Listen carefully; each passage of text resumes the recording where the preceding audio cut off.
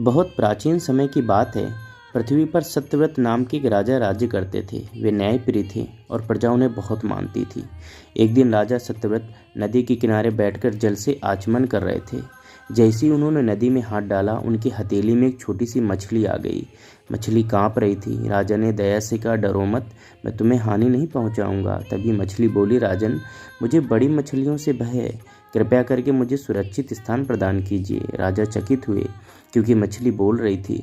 उन्होंने उसे अपने कमंडल में रख लिया। अगले दिन राजा ने देखा मछली इतनी बड़ी हो गई कि कमंडल भी छोटा पड़ गया। मछली बोली, राजन, यहाँ जगह कम है। राजा ने उसे घड़े में डाल दिया। कुछ ही समय में मछली घड़े से भी बड़ी हो गई। राजा फिर उसे तालाब में छोड़ने ले गए। तालाब भी छोटा पड़ गया। अंत में राजा उसे समुद्र में छोड़ने ले गए। समुद्र में छोड़ते समय राजन ने पूछा, तुम कौन हो? तुम साधारण मछली नहीं हो सकते। सभी पात्र छोटे पड़ गए और तुम्हारा आकार बढ़ता ही जा रहा है। तभी वह मछली विशाल रूप से आकाश में प्रकट हुई। चारों तरफ प्रकाश फैल गया। मछली बोली, मैं वही हूँ जिसने इस सृष्टि को रचा है। राजा सत्यव्रत कांप उठे और भूमि पर गिर पड़े। मछली ने कहा, शीघ्र ही पृथ्वी पर महाप्रलय आने वाला है। 7 दिनों बाद सब कुछ जल में डूब जाएगा। तुम एक विशाल नौका बनाओ, उसमें सप्तर्षि ऋषि, सभी बीज, औषधियों, जीवों के प्रतीक रखो। जब जल बढ़ेगा तब मैं आऊँगा। 7वें दिन आकाश काला हो गया। भयानक वर्षा होने लगी। नदियाँ उफान पड़ी। समुद्र अपनी सीमा तोड़ने लगे।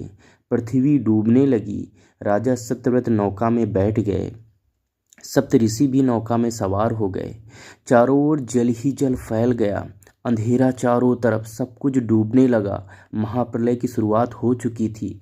तभी समुद्र से विशाल मत्स्य प्रकट हुआ। उसके सींग में राजा ने नौका बांध दिया। चारों ओर अंधेरा था। लहरें पर्वतों जैसी उठ रही थी। मत्स्य नौका को खींचते हुए अनेक युगों तक जल के ऊपर ले जा रहा था। राजा भयभीत थे। मत्स्य बोला, डरो मत, समय आने पर पृथ्वी फिर प्रकट होगी। लंबे समय बाद जल शांत हुआ। धरती फिर दिखाई देने लगी। मत्स्य ने नौका को सुरक्षित स्थान पर छोड़ दिया।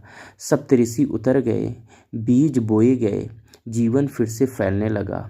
तभी मत्स्य बोला, अब मेरा कार्य पूर्ण हुआ, और वह जल में विलीन हो गया।